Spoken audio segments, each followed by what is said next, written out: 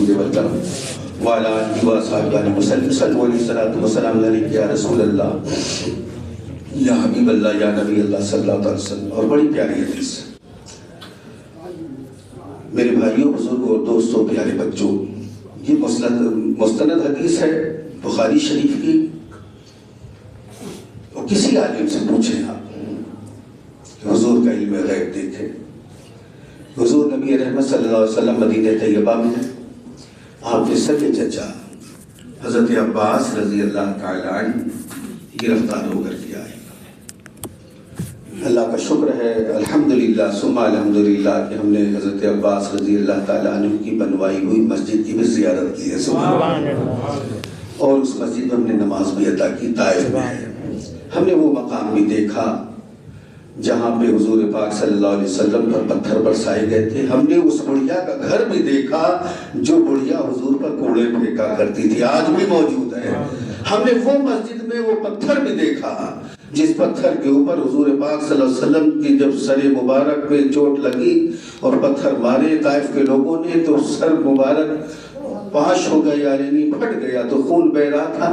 تو حضور پاک صلی اللہ علیہ وسلم وہیں پہ اس مسجد کے اندر وہاں پہ پتھر کے اوپر جب سر رکھ کر کے لیٹے تو اس پتھر کو جو خون جم گیا تھا، آج تک وہ خون کی وجہ سے پتھر اسی طرح لال ہے. اس پتھر کو میں نے چوما، الحمدللہ اس پتھر سے مشک و عنبر سے زیادہ خوشبو نکل رہی ہے. تو وہ جگہ بھی موجود ہے. چنانچہ حضرت حسان رضی اللہ تعالیٰ عنہ جو حضور کی بارگاہ میں نعت شریف پیش کرتے تھے، ہم نے ان کی مزار شریف پہ بھی حاضری دی طائف میں. میرے عزیزوں، تو حضرت عباس رضی اللہ تعالیٰ عنہ گرفتار ہو کر کے حضور کی بارگاہ میں آئے. تو حضور نے ارشاد فرمایا چچا یا تو کلمہ پڑھ لو یا جزیہ ادا کر دو. جزیہ کہتے ہیں ٹیکس کو. تو آپ کے چچا بولے کہ کلمہ تو پڑھیں گے نہیں. تو حضور نے فرمایا کوئی بات نہیں، جزیہ ادا کر دو، ٹیکس دے دو. تو جب جزیہ کی باری آئی تو حضرت عباس رضی اللہ تعالیٰ عنہ عرض کرتے ہیں کہ بیٹا محمد تم تو جانتے ہو کہ ہمارے پاس تو کوئی مال و دولت پیسہ ہے نہیں، ہم جزیہ کہاں سے دیں. بس اتنا کہنا تھا. حضور نے ارشاد فرمایا چچا جو مکہ شریف میں گھر میں چچی کے ساتھ رات کے اندھیرے میں آپ نے سونا زمین پہ گاڑا تھا اس کو نکال کے لے آؤ، جزیہ ادا کر دو، آپ کو آزاد کر دے. اتنا کہنا تھا. حضرت عباس رضی اللہ تعالیٰ چیخ مار کے روئے اور فرماتے بیٹا محمد یقیناً تم اللہ کے رسول ہو، اس لیے جب سونا گاڑا تھا تو ہم تھے یا تمہاری چچی تھی، تیسرا کوئی تھا ہی نہیں. یہ غیب ہے اللہ کے محبوب صلی اللہ تعالیٰ علیہ وآلہ وسلم کا. اور کوئی غیب کیا. ابھی بریلی کے امام کی شان دیکھو، قلم کی طاقت و تاثیر دیکھو. اعلیٰ حضرت فرماتے اور کوئی غیب کیا، تم سے نہا ہو بھلا جب نہ خدا ہی چھپا تم پہ کروڑوں درود پاک پڑھیں. اللہم صلی علی سیدنا نبینا مولانا محمد مادری جود والکرم وعلی آلہ واصحابہ بارک وسلم. صلو علیہ الصلوۃ والسلام علیک یا رسول اللہ یا حبیب اللہ یا نبی اللہ صلی اللہ تعالیٰ علیہ وسلم. میرے عزیزوں پیارے بچوں، ملت کے شہزادوں، اس لیے ایک رہو، نیک رہو، مل کے رہو، سب سے محبت کرو، ایک دوسرے کی خدمت کرو، اپنے سے بڑوں کا ادب کرو. یہ تعلیمات ہیں مذہب اسلام کی. اگر آپ نماز کے لیے جا رہے ہیں اور آپ کی جماعت میں چھوٹ رہی ہے اور حکم یہ ہے کہ اگر تمہارے ماں باپ کسی چیز کی فرمائش کریں بیٹا گلاس پانی دے دو تو آپ نماز چھوڑ دیں، پہلے ماں باپ کے حکم کی تکمیل کریں. یہ تعلیمات مذہب اسلام، کیونکہ ماں باپ کے چہرے کی زیارت عبادت ہے. اور آج اولادیں کیا اس کے بدلے میں کہتی ہیں کہ ماں باپ نے کہا کہ یہ گلاس پانی دے، کہتے جا تمہارا جہرے پلا دے چھٹی مل جائے، پانی دے اٹھ کے نہیں لے سکتے ہو کیا. یہ بولی ہمارے نوجوانوں کی ہوتی ہے. میرے بھائیوں بزرگوں اور دوستوں پیارے بچوں، اپنے ماں باپ کا ادب کرو. غیر ممکن ہے چڑھوں چھت پہ میں زینے کے بغیر. کوئی شخص بغیر ماں باپ کے وسیلے کی دنیا میں آئے، جو وسیلے کے قائل نہیں ان سے پوچھو ڈائریکٹ آسمان سے پھینکے گئے ہو. جب تمہارے ماں باپ کا وسیلہ لگا ہے تب ہمارا تمہارا وجود ہوا ہے. جب ہم ہی وسیلے سے پیدا ہوئے تو ہم وسیلہ چھوڑ کیسے سکتے ہیں. غیر ممکن ہے چڑھوں چھت پہ میں زینے کے بغیر، اور خدا بھی مل نہیں سکتا ہے مدینے کے بغیر. تو مدینے والی سرکار کا وسیلہ لگانا پڑے گا. اب حضور سے اگر کچھ لینا ہے تو آپ کو کس کا وسیلہ لگانا آپ جانتے ہیں.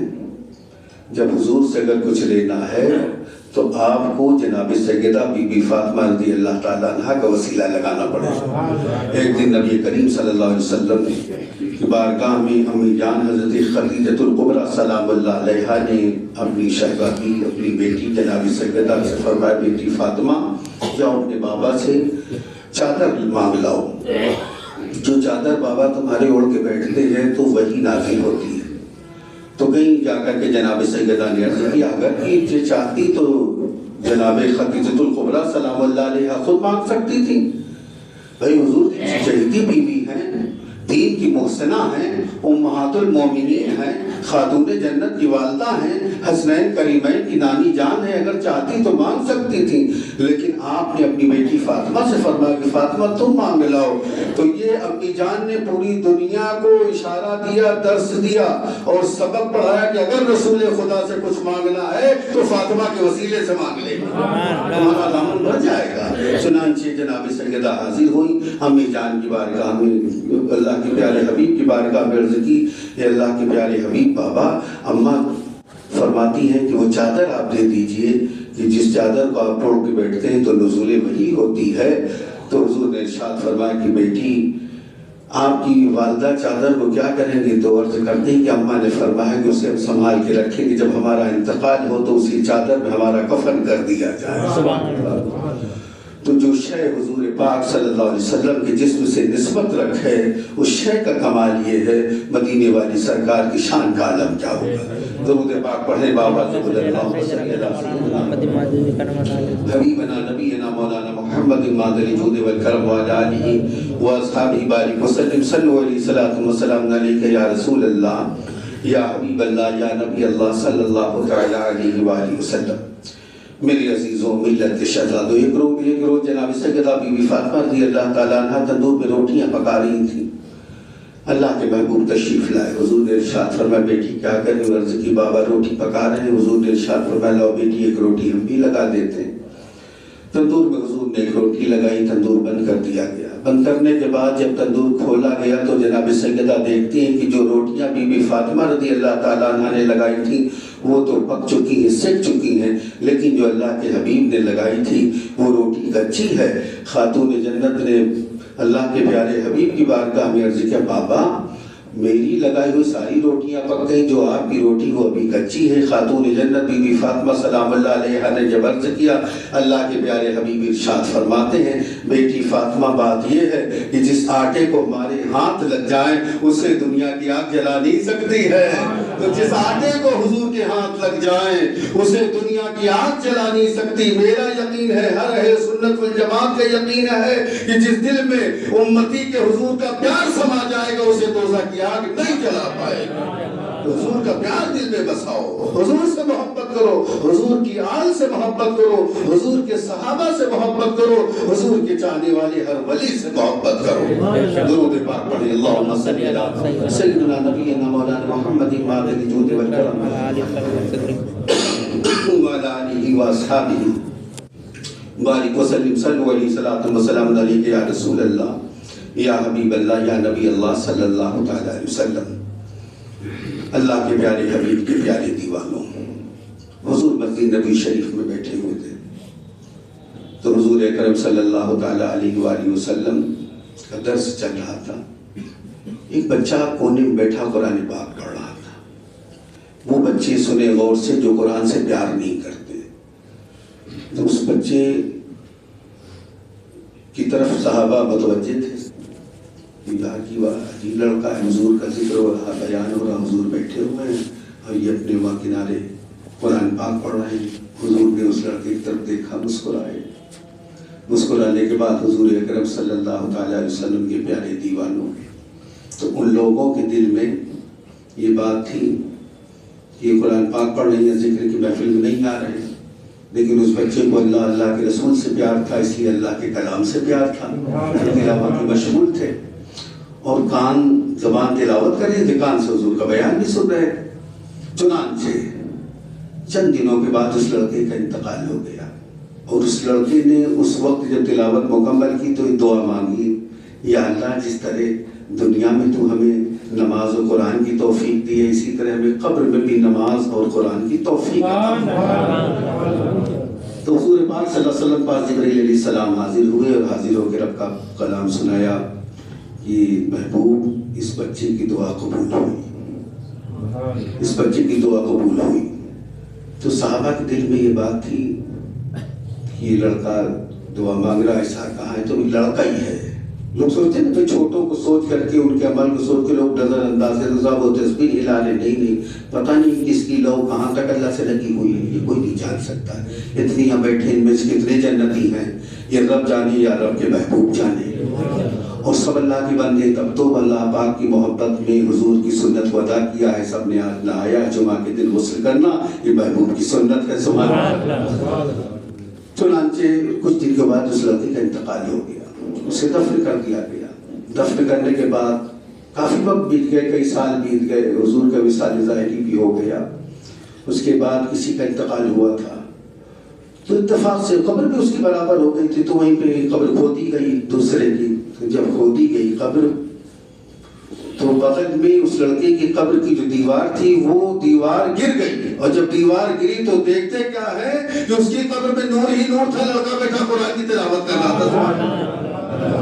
تو پھر لڑکا ان سے مخاطب ہوا اور لڑکا کہتا سنو، بات یہ ہے کہ یہ دیوار خود بخود نہیں گری ہے، میرے رب نے گرا کر کے تم لوگوں کو یہ سبق دیا ہے کہ اللہ سے دعا سچی جو مانگتا ہے اللہ اسے قبر میں بھی قرآن کی اور نماز کی توفیق عطا فرماتا ہے۔ تو یہ ہمیں پیار کتنا کرنا ہے رسول سے، یہ ہمیں سوچنا ہوگا۔ آج ہم اپنی دکان کو ترجیح دیتے ہیں، کاروبار کو ترجیح دیتے ہیں، سب جب ذمہ کرم پر اللہ تبارک تعالیٰ کے ہم ہیں، ہمارے بچے ہیں تو اللہ دینے والا ہے نا۔ تو آج جمعہ کے دن بہت سے ایسے لوگ جو نماز میں نہیں آتے، تو ایسا نہ کریں۔ تو لوگ نماز چھوڑ دیتے ہیں، دوست یار کی محبت میں نماز چھوڑ دیتے ہیں، اور اپنے کام کے چکر میں نماز چھوڑ دیتے ہیں۔ 5 وقت کی نماز ہے، اگر ہمیں پورے 24 گھنٹے میں ٹائم ملا ہے، 1 گھنٹے کا وقت بھی نہیں ملتا۔ کسی کے دکان سے یا مکان سے مسجد کافی دور ہے تو آپ مصلی کا اہتمام کریں، اپنے دکان پہ ہی نماز پڑھیں، اور آپ پاک صاف رہیں، باوضو رہیں۔ تو کم سے کم یہ کہ تبارک تعالیٰ کے سامنے منہ دکھانے لائق تو رہو کہ اللہ پاک ہم آپ کے نوکر تھے، آپ کے بندے تھے، آپ کے محبوب کے نوکر تھے، ہم نے وقت میں اپنی ڈیوٹی کو ادا کیا ہے۔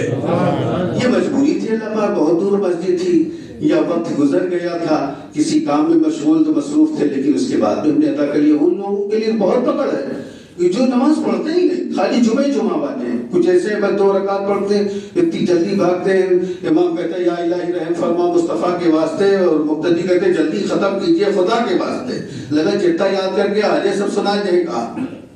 تو ایسا نہیں کرنا چاہیے میرے عزیز، کیونکہ جتنی دیر آپ اللہ کے گھر میں بیٹھے ہیں، اللہ کے قرب خاص میں بیٹھے ہیں، اللہ تعالیٰ کی آپ پہ رحمتیں برس رہی ہیں۔ اچھا دنیا دار کے گھر زیادہ جاؤ تو دنیا دار کہتے ہیں، پہلی مرتبہ گئے تو آدمی خوب ناشتہ پانی لگا کہ بھیا کھانا کھائیو کا، اب شام کا پھر پہنچ جاؤ، ان کے دنوں میں آئے ہیں شاموں کا آئے گئے چائے پلاتے ہو، اب دوسرے دن پھر پہنچ جاؤ تو کہیں ایک گلاس پانی دے دو، تیسرے دن پھر پہنچ جاؤ تو کہیں ایسا ہے کہ آج گھر میں کوئی نہیں نا۔ تو یہ ہوتا ہے، تو یہ دنیا دار کا عمل ہے۔ لیکن بندہ جب اللہ کے گھر پہنچتا ہے تو جتنا زیادہ کوئی اللہ کے گھر میں جاتا ہے عبادت و نماز کے لیے، عوام میں جواب میں اتنی اس کی تعریف ہوتی، بڑا نیک انسان ہے، مسجد کے چکر بار بار لگاتا ہے، نماز بڑی پابندی سے پڑھتا ہے۔ یہ دنیا دار کا گھر ہے جہاں زیادہ جانے سے عزت کم ہوتی ہے، یہ رب کا گھر ہے، رب کے گھر جتنا آؤ تمہاری عزت اتنی بڑھے گی۔ اور اللہ پاک فرماتے ہیں قرآن پاک میں یا ایھا الانسان ما غرک بربک الکریم، پلٹا اپنے رب کی طرف کہ تیرا رب بڑا کریم ہے، بڑا کریم ہے، بڑا کریم ہے۔ ہمیں اللہ سے مانگنا چاہیے، اور ہم دنیا دار کے سامنے ہاتھ پھیلاتے ہیں۔ دنیا دار سے مانگو تو دنیا دار ناراض ہوتے ہیں، اور اللہ سے نہ مانگو تو اللہ ناراض ہوتا۔ بندے ہم سے مانگتا کیوں نہیں ہے؟ اور پھر مانگنے کا طریقہ بھی محبوب نے سکھایا کہ اگر بچے کوئی چیز منوانا چاہیں اپنے ماں باپ سے تو بچے رونا شروع کر دیتے ہیں۔ جب رونا شروع کر دیتے ہیں تو ماں باپ فوراً ان کی حاجت کو ضرورت کو پورا کر دیتے ہیں۔ تو جب بندہ ابا ابا ہو کر کے مان جاتے ہیں تو اللہ اللہ ہو کے کیوں نہیں مانے؟ ہم اس کے سامنے اپنے سر کو جھکائیں۔ ہم نماز میں جب ہوں تو سر سجدے میں رکھ کر کے 2 آنسو بھی گراتے ہیں ندامت کے، اللہ ہمیں معاف کر دے، ہماری دعاؤں کو قبول کر لے۔ پھر دیکھو اللہ تعالیٰ کی کتنی رحمت ہوتی ہے کہ دوبارہ سر بعد میں اٹھے گا، اللہ رب العزت کی رحمت ہمیں آپ کو اپنی آغوش میں پہلے لے لے گی۔ درود پاک پڑھ لیں، اللہم صلی علی سیدنا نبینا مولانا محمد ماجد الجود والکرم وعلی آلہ واصحابہ بارک وسلم صلو علیہ الصلوۃ والسلام علیک یا رسول اللہ یا حبیب اللہ یا نبی اللہ صلی اللہ تعالی علیہ وسلم۔ استغفر اللہ ربی من کل ذنب واتوب الیہ۔ جو کچھ بیان ہوا اس میں کوئی کوتاہی خامی لفظ سے ہوگی اللہ تعالیٰ اس